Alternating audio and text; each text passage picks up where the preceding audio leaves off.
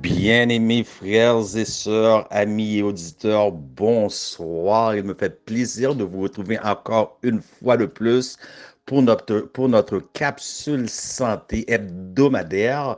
Je suis votre humble serviteur, Jacques-Lionel Guillaume, pour les ministères M3A, Medical Missionary, M3A, Message et Ministère des Trois Anges, toujours en collaboration avec notre équipe. Examinons les Écritures TV. Aujourd'hui, bien-aimés, dans notre capsule santé, nous allons discuter d'un sujet extrêmement tabou. Les gens refusent d'en parler. Il y a beaucoup d'oreilles pudiques au sein de l'Église. C'est le silence presque complet au niveau de l'Église et dans la chrétienté sur ce sujet. Donc, avant de débuter le message et l'enseignement du jour, si vous n'êtes pas encore abonné à notre chaîne, immédiatement abonnez-vous sans plus tarder et partagez en grand nombre l'enseignement d'aujourd'hui. Ceci dit, bien-aimés, avant de débuter l'enseignement du jour, je vais vous demander, comme à l'accoutumée, d'aller chercher du papier un crayon et du papier, oui, c'est ça, j'avais bien dit, afin de prendre des notes. Veuillez noter qu'aujourd'hui, ça va être un franc-parler. Donc, il y a belle lurette, je faisais ce qu'on appelle des francs-parler. Donc, aujourd'hui, ça va être un autre franc-parler. Je ne vais pas mâcher mes mots, je ne serai pas vulgaire, je ne serai pas impoli, mais nous allons mettre les pendules à l'heure, nous allons mettre les barres sur les T et les points sur les I. Donc, avant de se faire, alors je vais vous demander, comme j'ai demandé avant d'aller chercher du papier et du crayon pour prendre des notes, je vous laisse là-dessus avec une courte petite chanson, le temps question de vous préparer et de me prédisposer.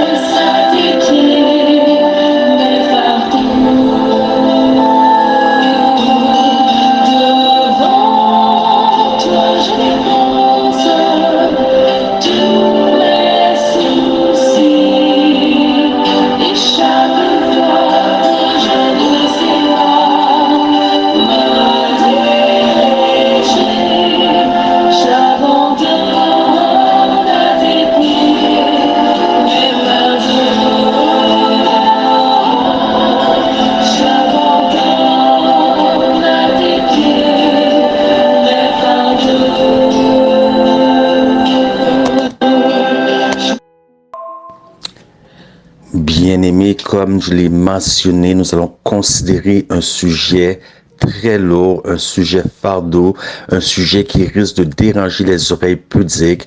Nous allons faire un franc-parler, mais comme vous le savez, je ne fais jamais rien pour rien. Je suis intentionnel en toute chose. Donc, la chanson de prédisposition, je laisse à tes pieds mes fardeaux, à tout son pesant d'or, parce qu'il y a une raison pour laquelle je choisis ces chansons, mes chansons en général, pour lequel je me prédispose et je prédispose notre audience, notre auditoire avant l'enseignement. Donc, vous allez comprendre que c'est un fardeau pour plusieurs personnes, le sujet dont nous allons discuter de ce matin ou ce soir, dépendant là où vous nous écoutez, bien sûr, et vous allez comprendre pourquoi c'est tabou et pourquoi c'est fardeau pour plusieurs personnes. Donc, avant de se faire, je vais vous demander d'incliner la tête. Nous allons faire une courte prière. Éternel, notre Dieu, notre Père, nous te demandons, Seigneur, de bien vouloir ouvrir notre intelligence, de nous remplir de ta présence par ton esprit, Seigneur, afin, Seigneur, que nous puissions comprendre comment je peux dire ça, les ruses du malin, les séductions du malin pour nous garder enchaînés dans ses griffes, afin que plusieurs puissent aujourd'hui être délivrés de cet enchaînement, de cet esclavage, de cette addiction. Nous te prions et nous te demandons tout cela au nom de Jésus. Amen. Notre texte de méditation du jour qui se trouve en Lévitique 16, les versets 29 à 31, et je lis pour vous. C'est ici pour vous une loi perpétuelle. Au 7e mois, le 10e jour du mois, vous humilierez vos âmes, vous ne ferez aucun ouvrage, ni l'indigène, ni l'étranger qui séjourne au milieu de vous. Car en ce jour, on fera l'expiation pour vous afin de vous purifier. Vous serez purifiés de tous vos péchés devant l'Éternel. Ce sera pour vous un sabbat, un jour de repos, et vous humilierez vos âmes. C'est une loi perpétuelle. Bien-aimés, j'aimerais débuter le franc-parler aujourd'hui parce que c'est vraiment un franc-parler que nous allons faire puisqu'il y a des sujets que l'Église tient tabou, il y a des oreilles pudiques et il y a des gens à cause de que ces sujets sont tabous, ils ne peuvent extérioriser ce dont ils ont besoin d'extérioriser. Il y a aussi plusieurs formes de jugement, donc on n'ose pas parler de certaines choses au sein de l'Église. Donc aujourd'hui, nous allons faire un franc-parler. Donc j'aimerais débuter le franc-parler en vous posant cette petite question. Combien parmi vous croient que 2 minutes peuvent bouleverser une vie tout entière? Donc, que veux-je dire par 2 minutes? Est-ce que je parle réellement de 2 minutes? Oui, je parle de 2 minutes, 120 secondes. 120, pas plus, 120 secondes peut bouleverser une vie tout entière. Donc, pour ceux qui ne sont pas d'avis, qui sont en désaccord avec cela, je vais vous donner un exemple spécifique d'une situation vécue tandis que j'avais 3 ans. J'étais en Haïti, je suis sorti sur la galerie de ma maison et le voisin à côté, sur sa galerie, sur son palier, se chicanait avec son garçon. Son garçon devait avoir à peu près 10 ans.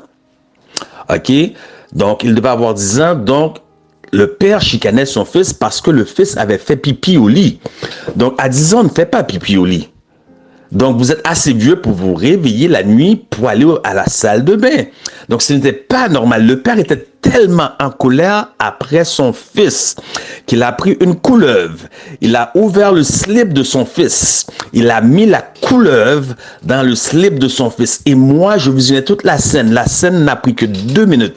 À partir de ce moment-là, j'ai développé une phobie pour tout ce qui est couleuvre et serpent. Donc, j'ai dû avoir recours à de l'aide jusqu'à peu près, je dirais, l'âge de 28-29 ans, dont j'ai reçu l'aide nécessaire pour me débarrasser de cette phobie, puisque j'étais incapable de dormir le soir. Le soir, si j'avais vu quelque chose dans la télévision, donc j'avais une peur, c'était vraiment terrible.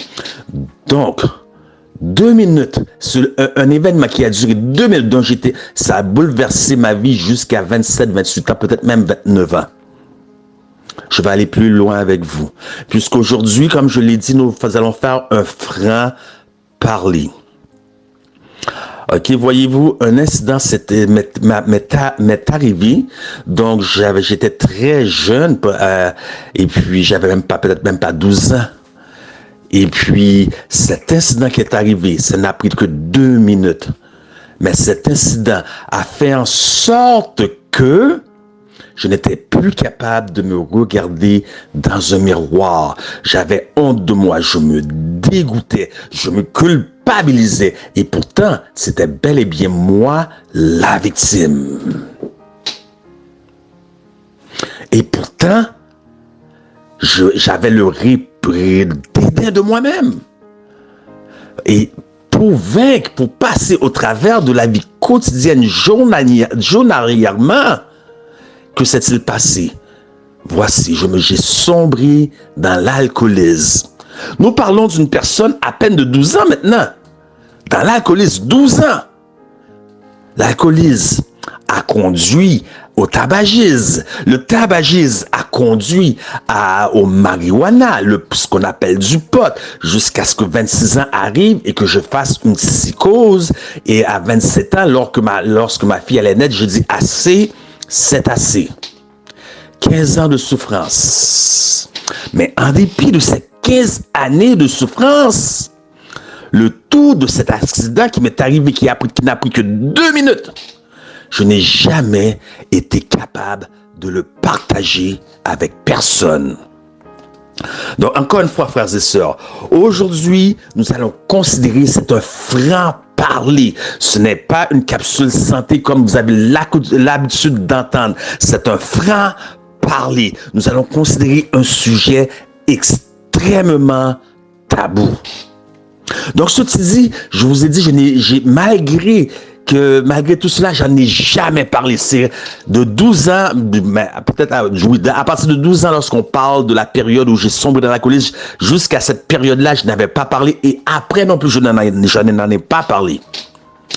Je continuais ma vie comme si de rien n'était, en dépit de vents et marées. Et puis, je suis rentré à l'université plus de 20, un peu plus tard, en théologie. Et puis, à l'université, il y avait 2 semaines par année de réveil intensif de prière. Que se passait-il pendant ces 2 semaines de prière? C'est que l'école invitait un conférencier. Et puis, l'un de ces conférenciers était le pasteur O.C. Rojas. Et il a dit quelque chose que je n'ai jamais oublié. Il a dit: ne cachez jamais votre humanité. Aujourd'hui, nous enseignons aux gens, nous prêchons aux gens, mais les gens sont incapables de s'identifier au message parce qu'ils croient que nous sommes exempts de problèmes. Ils se disent, ils ne pourront pas comprendre. Et non seulement nous, que eux, ils pensent qu'on ne pourra pas comprendre, mais ils regardent les membres d'église et ils observent.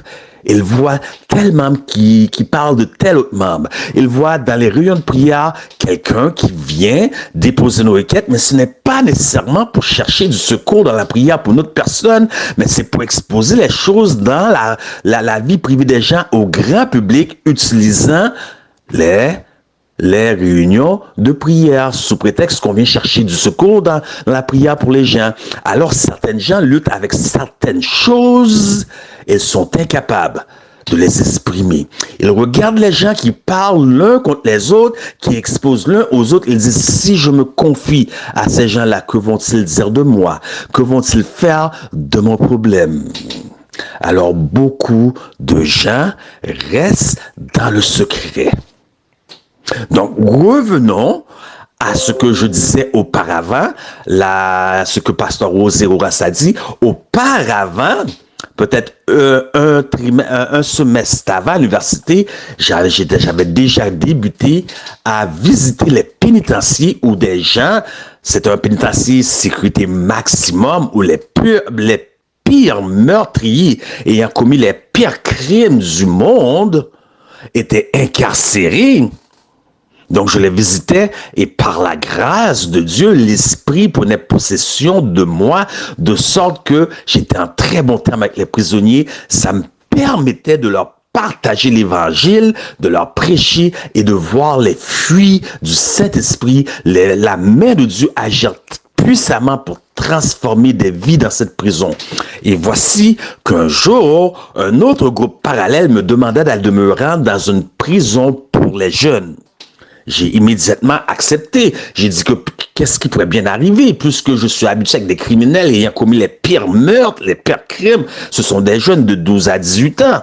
Mais à partir du moment que j'ai dit oui, il s'est emparé de moi une angoisse. C'était le début de la semaine. On devait être lundi de la semaine et je devais me rendre à la prison pour les jeunes le samedi.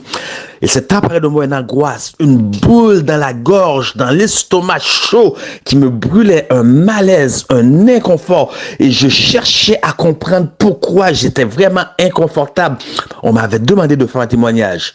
J'avais fait plusieurs témoignages au cours de ma vie. Et voilà, cette fois-ci, quelque chose ne cliquait pas. Quelque chose ne fonctionnait pas. Pour la première fois de ma vie, je me suis mis à écrire ce que je vais dire du bonjour jusqu'au point. Bien aimé, je ne pèse pas mes mots lorsque je dis jusqu'au point final, mot pour mot. Tout au cours de la semaine, peut-être 4-5 fois par jour, je répétais dans ma tête. Je répétais dans ma tête ce que j'allais dire du bonjour jusqu'au point final. Nous sommes rendus à la prison pour les jeunes. Le Praise Team, l'équipe de louange a chanté. Le programme s'est bien déroulé.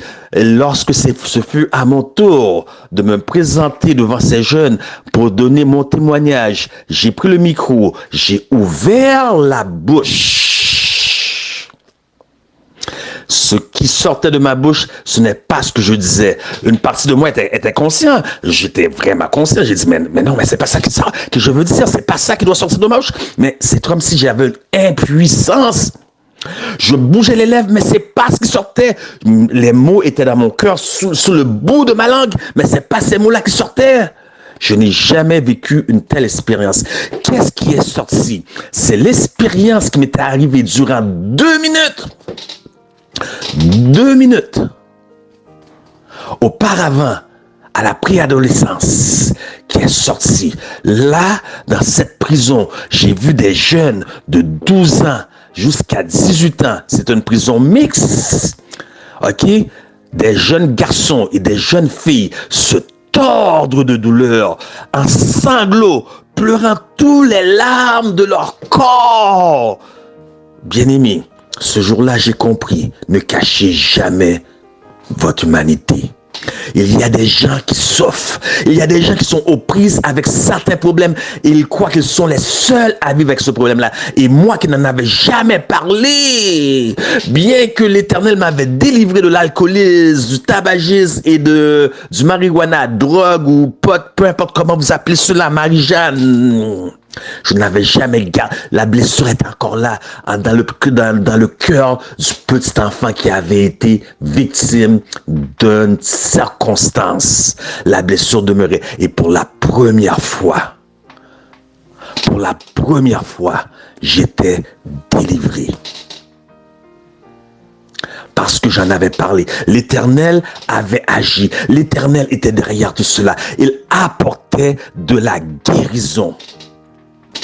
Quel est mon point? Où est-ce que je veux en venir exactement? Voyez-vous, il y a certaines choses dont les gens luttent. Ils ont tellement honte. Ils se dégoûtent eux-mêmes. Ils n'osent pas en parler. Voilà le plan de l'ennemi. Plus vous allez garder la chose secrète, plus il peut vous détruire de l'intérieur. Car que nous dit Proverbe 28, 13? Celui qui cache ses transgressions ne prospère point, mais celui qui les avoue et les délaisse obtient miséricorde. Bien-aimés, voilà ce qui est arrivé.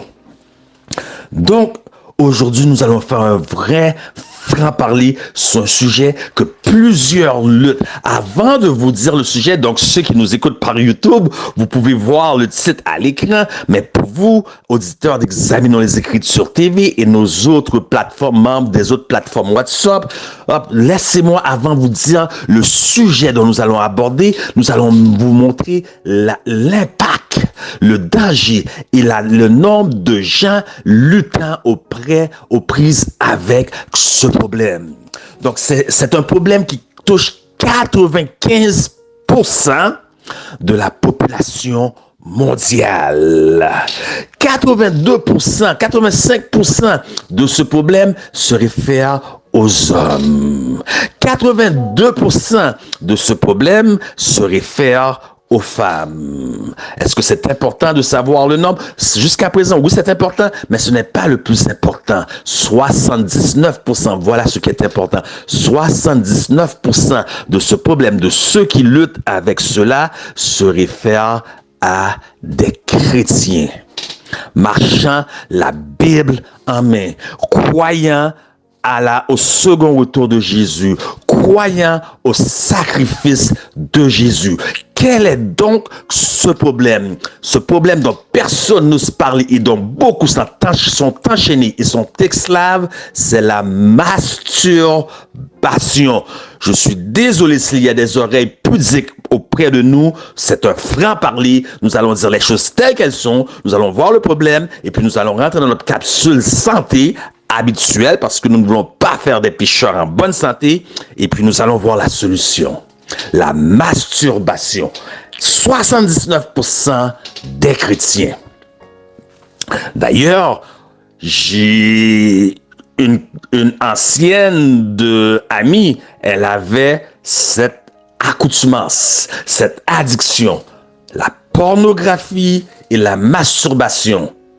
Une autre de mes amies, très récemment, là, donc, elle avait aussi le même problème. Ce sont deux femmes. Un jour, je me promenais dans le centre-ville de Montréal et à la lumière était rouge. Donc, un couple d'amis s'est arrêté, un garçon et une fille. La fille tenait dans son main un livre et c'est un livre pornographique pour femmes. La masturbation. On ne parle pas de ces choses-là et les gens souffrent en secret. Dans le silence, ils luttent avec cela. Donc, pourquoi nous avons lu plutôt Lévitique 16, 29 à 31, qui est le jour d'expiation, c'est parce que nous vivons dans les jours d'expiation type antitype. Voyez-vous, ça, c'est ce que nous avons lu à Lévitique, c'était le type, mais l'antitype, c'est ce que nous vivons présentement. Donc, nous avons vu il nous est dit dans notre texte, au 7e mois, le 10e jour du mois, vous humilierez vos âmes, vous ne ferez aucun ouvrage. Aucun ouvrage. Donc, la congrégation de Thessalonique, c'est une congrégation eschatologique, ce qui signifie ils croyaient aux événements des derniers temps pour leur époque et à la seconde venue de Jésus pour leur temps, leur vivant. Alors Jésus revient. À quoi bon travailler? Ils ont commencé à arrêter de travailler, de sorte que Paul a dû intervenir et mettre les pendules à l'heure. Celui qui ne travaille pas, alors qu'il ne mange pas non plus. Mais la congrégation de Thessalonique aurait dû servir d'exemple pour les générations futures, spécialement pour les millérites. Les millérites ont dit Jésus revient. À quoi bon? Ils ont vendu leur maison parce qu'ils croyaient que Jésus reviendrait le 22 octobre 1844. Ils ont cessé de travailler. 22 octobre 1844, Jésus n'est pas revenu, puisqu'il n'est pas donné à personne de connaître ni le jour, ni l'heure, ni la date de la seconde venue. Ils sont tombés dans une grande déception. Les voici maintenant, sans maison, sans emploi. Et pourtant, le texte est clair, puisque nous sommes dans les jours de l'antitype, des jours d'expiation. Le texte est clair. Vous ne ferez aucun ouvrage. Donc, ce texte des jours d'expiation se réfère à la purification du sanctuaire.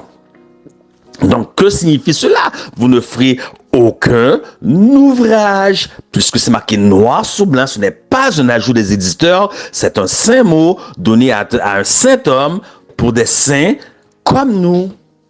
Donc, voyez-vous, le samedi matin, lorsque j'étais enfant, c'était la journée de nettoyage de la maison. La maison devait être intacte et uniquement après, mon père me laissait sortir dans la ruelle pour aller jouer avec les amis. Donc, moi, mon frère, ma soeur, je crois aussi, on nettoyait la maison. La maison devait tellement impact que le plancher, nous pouvions nous asseoir et mettre la nourriture direct sur le plancher et manger à terre, tellement tout devait briller. Puis je sortais dans la ruelle, j'allais jouer avec mes amis, on jouait au football. Pour ceux qui sont du continent nord-américain, on appelle ça le soccer. Donc on jouait au football et puis j'étais fatigué. On était fatigué de jouer au football après un certain nombre de temps. On décidait de jouer au baseball. Donc je retournais chez moi, je prenais mon gant, ma balle, mon bâton. Je retournais dans la ruelle avec mes amis. Donc lorsque je retournais, mon père m'a regardé. Il a rien dit. Donc, après ça, j'étais fatigué de jouer au baseball. On a dit, on va jouer à un autre jeu. Je suis remonté chez moi, chercher d'autres équipements de sport. Et puis, lorsque je suis rentré, mon père m'a regardé encore une fois. Mais vous savez, à force de jouer, on transpire, on a chaud, j'ai soif. Je suis remonté chez moi pour prendre un verre d'eau, un verre de jus, je ne me rappelle plus. Et mon père m'a regardé et chaque fois, il me regardait bizarrement et plus méchamment sans jamais dire un mot. Et puis, il s'est passé un autre événement. Je suis remonté dans la maison. Et là, mon père m'a vraiment regardé parce que je ne comprenais pas les autres fois. D'habitude, lorsque mon père me regarde, croyez-moi, je comprends parce qu'il avait un regard très dur. Mais je ne comprenais pas. Il a dit, Sispan, rentré, fatra que vous nettoyez Kaila de Yoa. Soit rentré, soit sorti. Je traduis pour vous. Arrête d'amener la poussière du dehors de la maison que tu viens juste de nettoyer. Soit que tu rentres, soit que tu sors. C'est le jour des expiations. Arrêtez de rentrer le péché dans le sanctuaire que Jésus veut nettoyer. Soit que vous rentrez dans l'église, les deux pieds fermes, ou soit que vous restez dehors. Arrêtez de jouer avec le péché. Donc, voilà ce qui est des jours d'expiation. Mais le sanctuaire, le rôle du sanctuaire se réfère aussi à la perfection, puisque nous rentrons dans notre imperfection pour en ressortir parfait. D'ailleurs, Jésus lui-même dit, soyez parfaits, comme votre Père Céleste est parfait. Jusqu'à quel point devons-nous être parfaits dans ce cas-là? Jusqu'à quel point? Donc la réponse se trouve en Hébreux 10, 26. Parce que, pourquoi la réponse se trouve en Hébreux 10, 26? Regardez ce que nous dit, puisque vous pouvez pécher, vous pouvez continuer par ce problème qui est la masturbation, mais savez-vous que votre prochain péché pourrait être votre dernier? Laissez-moi répéter, votre dernier péché. Hébreux 10, 26. Car si nous péchons volontairement après avoir reçu la connaissance de la vérité, il ne reste plus de sacrifice pour le péché. Est-ce que quelqu'un d'entre vous peut me dire quand est-ce la porte de la grâce va se fermer? Donc, il y a un jugement qu'on appelle le jugement investigatif, le jugement des vivants qui se fait actuellement. D'ailleurs, Dieu lui-même ferme la porte derrière Noé, il ne se passe rien pendant 7 jours. La porte de la grâce se ferme et vous n'en savez rien parce que vous êtes aux prises avec ce péché. Un seul péché peut vous empêcher d'entrer dans le ciel. Et un seul péché peut être votre dernier parce que la porte de la grâce peut être fermée et vous ne le savez même pas. Arrêtez de rentrer les fatras du dehors à l'intérieur du sanctuaire que Jésus veut nettoyer. Voilà, ce n'est pas en vain que Hébreux 12, 4 nous dit ceci. Vous n'avez pas encore résisté jusqu'au sang en luttant contre le péché. Donc, pour revenir encore au message du sanctuaire qui nous dit, vous ne ferez aucun ouvrage, nous avons vu que mon Père, il a bien illustré cela pour vous. J'espère que vous avez compris. Donc, il a dit, vous ne ferez aucun ouvrage. Le texte est clair, le mot est clair. Nous avons vu le problème des Thessaloniciens. Nous avons vu le problème des Millérites. Il dit, vous ne ferez aucun ouvrage. Donc, nous avons vu qu'ils ont arrêté de travailler et le texte dit, et Paul dit, ceux qui ne travaillent pas, qu'ils ne mangent pas. Alors, de quel ouvrage s'agit-il? Galates 5, 19 à 21. Mais les œuvres de la chair, nous sommes dans le jour des expiations, le jugement des saints, spécialement le jugement des vivants qui va venir bientôt. Les œuvres de la chair sont manifestes, c'est l'impudicité, l'impureté, dissolution, excès de table, idolâtrie, l'envie, querelle, jalousie, animosité, division, ivrognerie, les œuvres de la chair. Nous devons humilier nos âmes et ne faire aucune œuvre.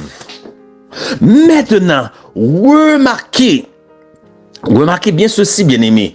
Le premier commandement donné à l'homme se réfère exactement et directement, encore je répète, le premier commandement, le tout premier commandement se réfère à la sexualité. Ah, vous ne saviez pas ça? Le tout premier commandement se réfère à la sexualité. Pourquoi? Parce que Dieu voulait créer une programmation chez l'homme, le prédisposer. Parce que la sexualité vient automatiquement avec la notion du plaisir. Donc, nous parlons dans un sens général pour ceux qui sont en bonne santé, pour ceux encore capables de faire l'œuvre, pour ceux qui ne sont pas diabétiques avancés. Mais ça, ce sont des exceptions. Nous parlons d'un contexte général. La sexualité vient automatiquement avec la notion du plaisir. Ce qui prédisposait Adam et Ève à savoir qu'il y a du plaisir à aimer, adorer le seul vrai Dieu, qu'il y a du plaisir à ne pas se faire d'image taillée ni se prosterner devant eux, qu'il y a du plaisir à ne pas prendre le nom de l'Éternel en vain, qu'il y a du plaisir et même un délice à observer le saint sabbat de l'Éternel, qu'il y a du plaisir à honorer son père et sa mère. Donc, en d'autres mots, en donnant ce commandement à l'homme, l'Éternel signalait et montrait à Adam qu'il y a donc plaisir à exécuter la volonté de Dieu. Parce que le premier commandement, il dit, multipliez-vous, soyez féconds et remplissez toute la terre. C'était un ordre. Donc, il y a du plaisir à exécuter la volonté de Dieu. Mais il y a un ennemi déchu. Donc, nous voyons les œuvres de la chair et non les œuvres de l'esprit. Et nous venons de voir, car Lévitique aussi nous dit, vous ne faut aucune œuvre. Nous venons de voir les œuvres de la chair. Regardez, l'impudicité. Qu'est-ce que c'est? Ah, vous savez très bien qu'est-ce que c'est. L'impureté. Qu'est-ce que c'est? Vous savez très bien qu'est-ce que c'est. Maintenant, comment je pourrais dire ça? Brisons point par point, parce que c'est comme l'esprit de prophétie. L'esprit de prophétie n'est pas là pour nous montrer la Bible, mais pour magnifier dissolution. Que vous croyez, que pensez-vous que c'est que la dissolution? Acceptable, idolâtrie, l'envie. Suivez-moi. Prenez-le, brisez-les point par point. Chacun des points écrits là, brisez-les point par point. Querelle, jalousie, animosité, dispute, division. Cette catégorie, on les met en parenthèse, mais brisez-les quand même point par point. L'ivrognerie, prenez-les et brisez-le point par point. À quoi tout cela se réfère? Donc, l'un des plus grands péché qui va rentrer dans l'église à la fin des temps se réfère à la sexualité.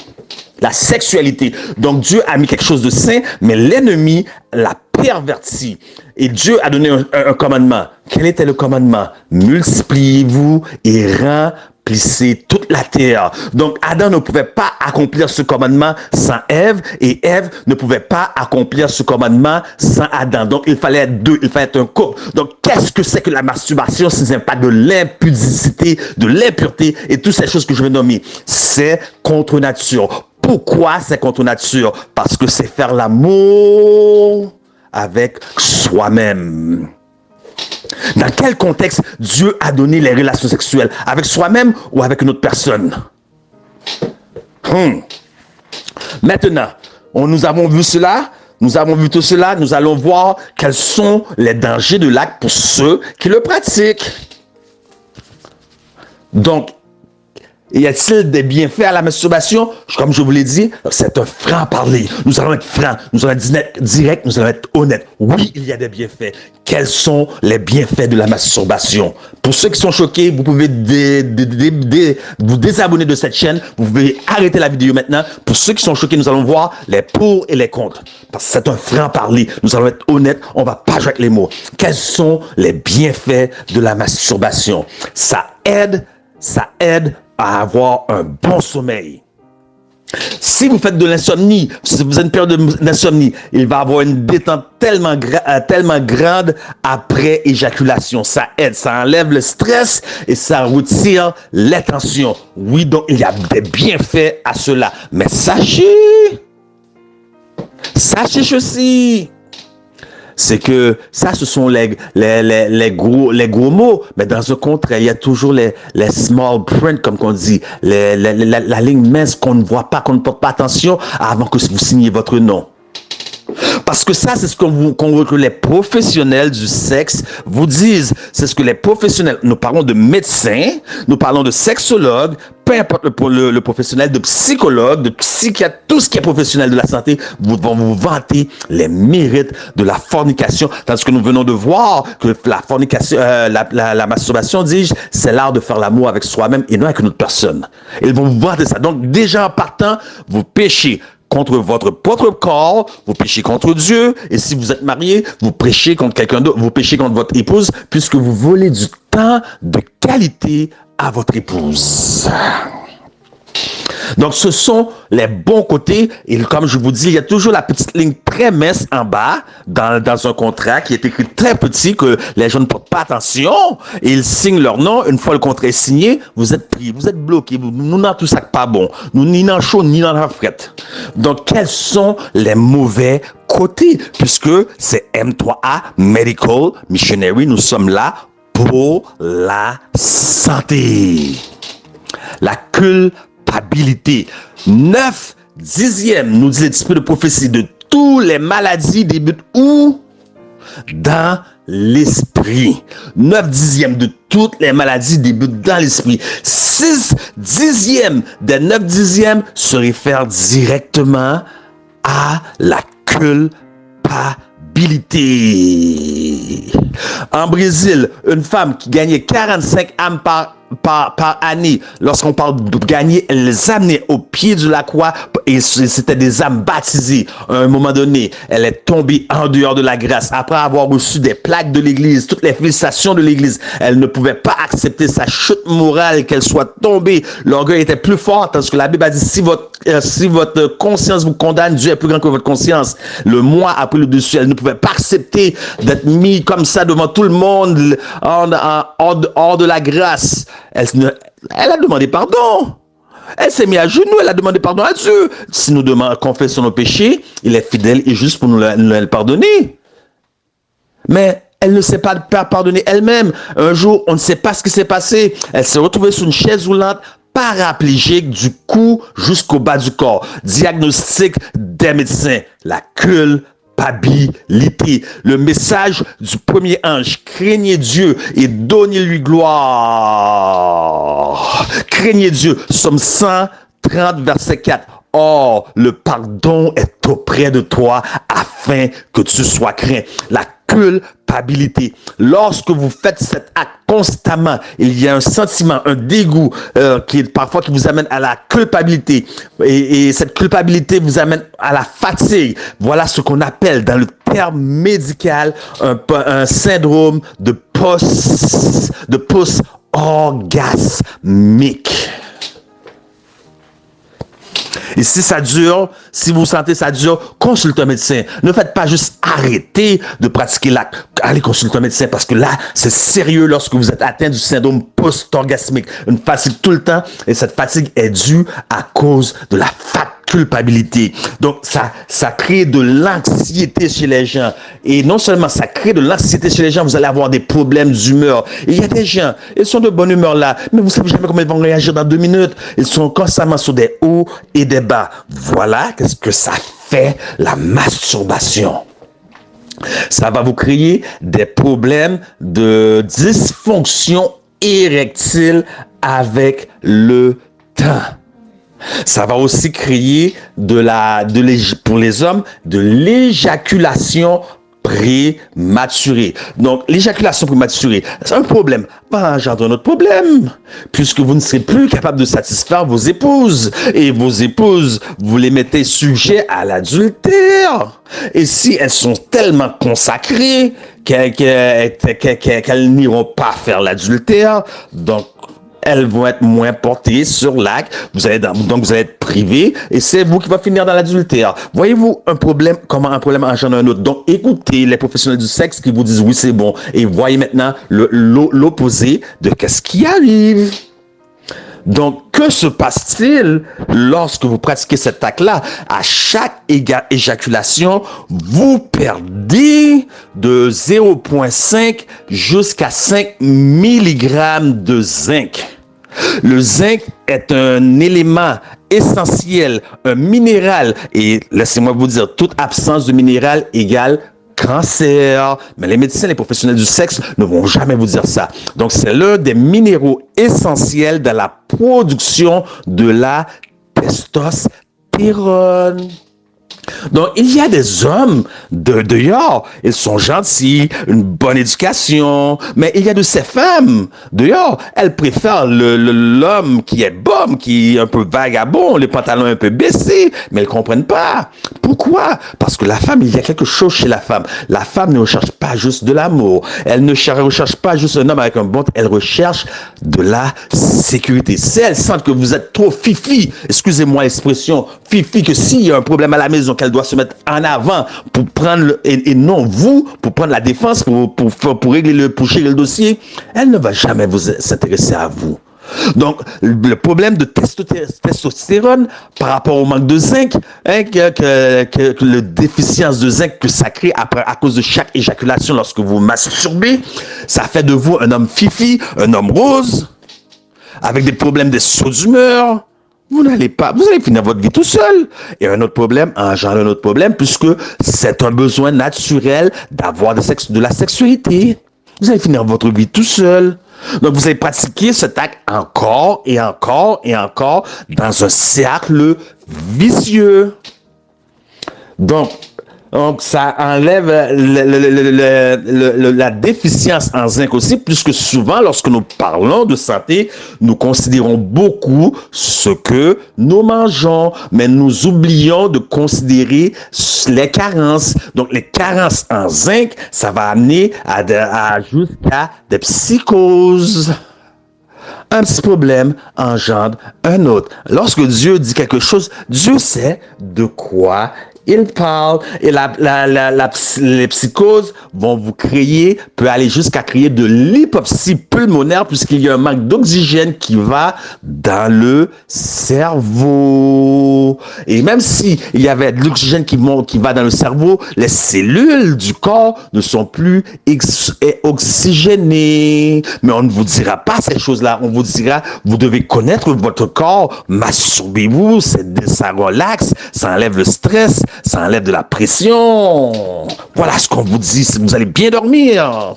Parce que c'est vrai, mais on ne vous dit pas les thin print, comme on dit en anglais, les petites lettres juste en bas qu'on ne lit pas avant de signer votre nom, de mettre votre signature.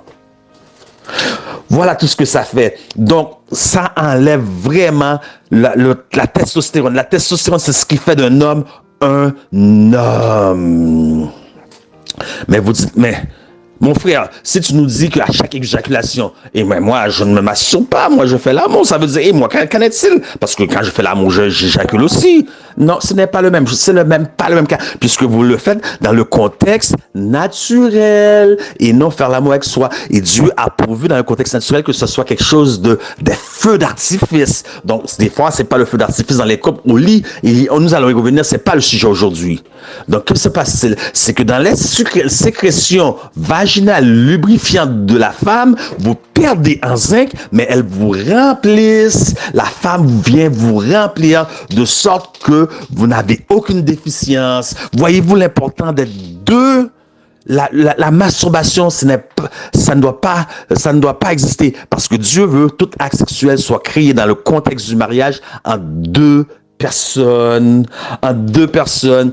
Donc qu'est-ce qui va se produire aussi? Lorsqu'on se masturbe, il faut avoir une certaine imagination. Donc voilà le problème, c'est que lorsqu'on regarde, les gens vont se porter à se tourner vers le porno. Le porno, ce n'est pas la réalité. Ça va vous créer aussi des complexes.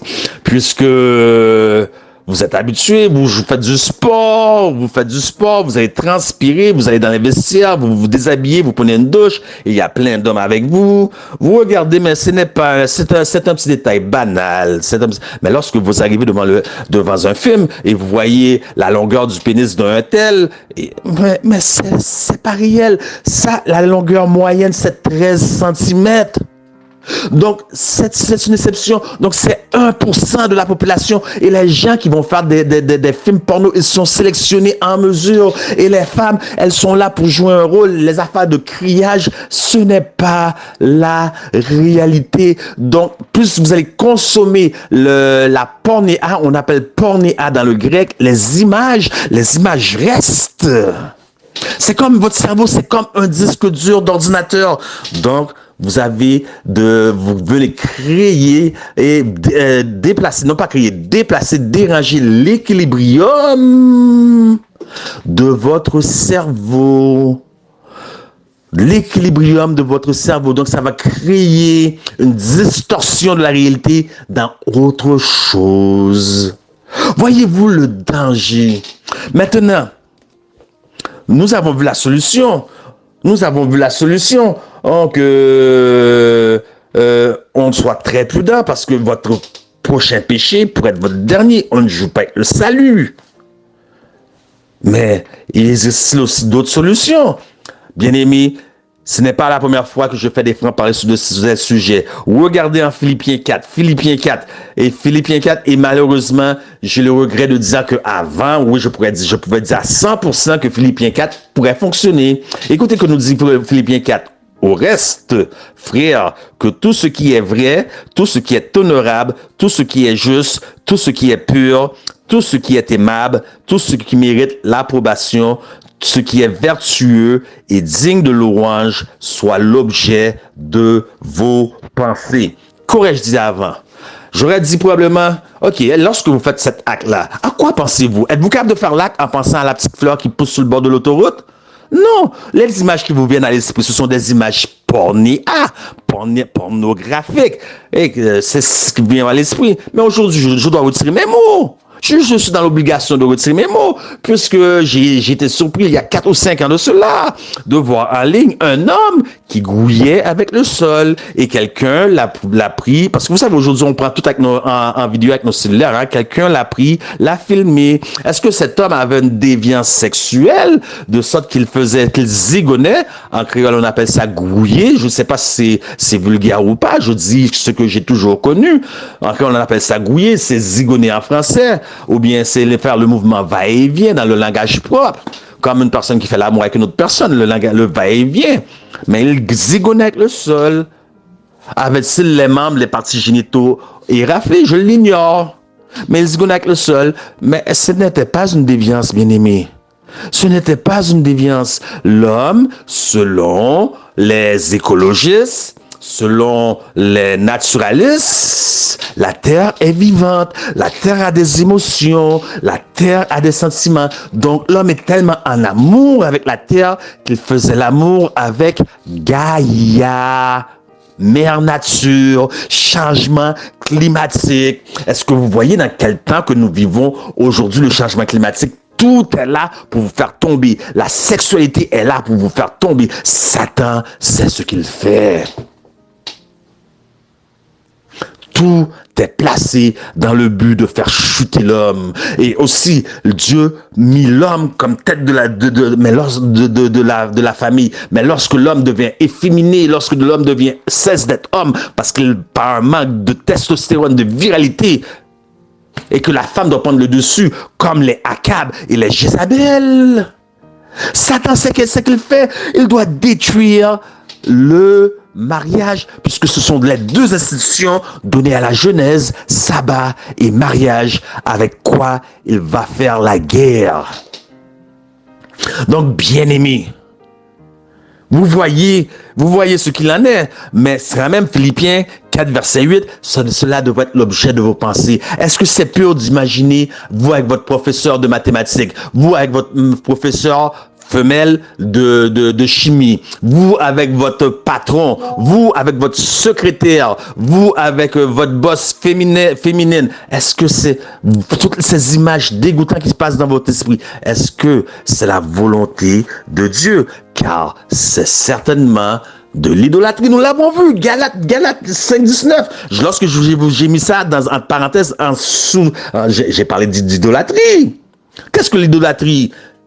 Tu aimeras le Seigneur, ton Dieu, de tout ton cœur, de toute ton âme, de toute ta force, de toute ta pensée, de toute ta, laisse-moi le dire, de toute ta pensée, P-E-N-S-E, accent aigu, de toute ta pensée. Tout ce qui domine votre pensée devient votre Dieu. Ce moment où vous pensez à des choses obscènes qui dominent votre pensée, qui vous poussent à commettre un acte immonde, l'idolâtrie. Voilà, je vous l'ai dit. 3/4 des œuvres à la fin dont Lévitique nous dit, vous ne ferez aucune œuvre, se réfèrent à la sexualité. Est-ce que vous voyez le danger immédiat? L'Église ne veut pas parler des choses comme ça. L'Église garde ces choses. Personne. Et les gens luttent dans le secret. Les gens luttent avec des péchés secrets au sein de l'Église. Moi, je vous ai dit, j'ai ouvert la bouche à la prison. C'est comme ça que je m'en suis libéré. Je ne sais même pas, c'est même Dieu qui avait agi comme ça, qui avait préparé le terrain pour moi. Celui qui cache ses transgressions ne prospère point, mais celui qui les avoue et les délaisse trouvera miséricorde. Avec quoi tu luttes aujourd'hui? Tu luttes avec la pornographie, toi aussi, la masturbation. J'aimerais prendre le temps de prier pour toi. Qui que tu sois, là que tu sois, appelle-moi, laisse-moi un message, laisse un commentaire dans la section commentaires. Vous qui m'écoutez, partagez la vidéo, partagez dans tous les groupes WhatsApp, partagez avec quoi tu luttes aujourd'hui. Tu vas pas entendre ces messages-là partout. Tu vas pas entendre ces messages-là au sein de l'église. On fait même pas de table ronde. Et lorsqu'on fait de table ronde, une seule fois j'ai entendu des tables rondes et le pasteur disait, tu peux faire des petites choses à ta femme, une petite gâterie. Vous savez très bien de quoi que je parle. Impudicité, abomination. On ne parle pas de ces choses. Ça reste tabou, ça reste secret. Pour le monde, ils veulent faire ça. Laisse le monde faire leur truc. Mais vous, qui êtes chrétiens, 79% des chrétiens pratiquent l'acte. 79% qui marchent avec la Bible en main, qui va à l'église chaque semaine, soit le sabbat de l'Éternel ou le dimanche, premier jour de la semaine, jour de l'église romaine, pratiquent l'acte de la masturbation. Péché, c'est péché. L'Éternel ne joue pas. Tu luttes aujourd'hui. Je sais que tu luttes.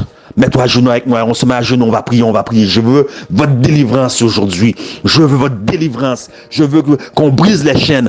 Éternel, notre Dieu, notre Père, tu as envoyé ton Fils Jésus-Christ mourir pour nous sur le bois du calvaire, Seigneur. Maintenant, nous sommes agenouillés devant toi, Seigneur.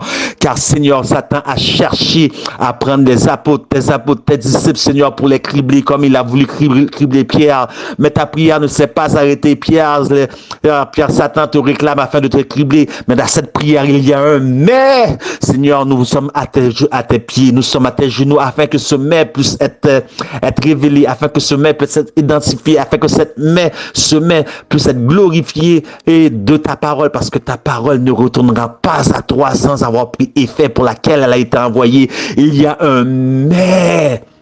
J'ai prié pour toi. Toi qui m'écoutes, toi qui nous écoutes, tu as prié pour nous. Et tu as dit, maintenant, lorsque tu seras converti, raffermi, les autres.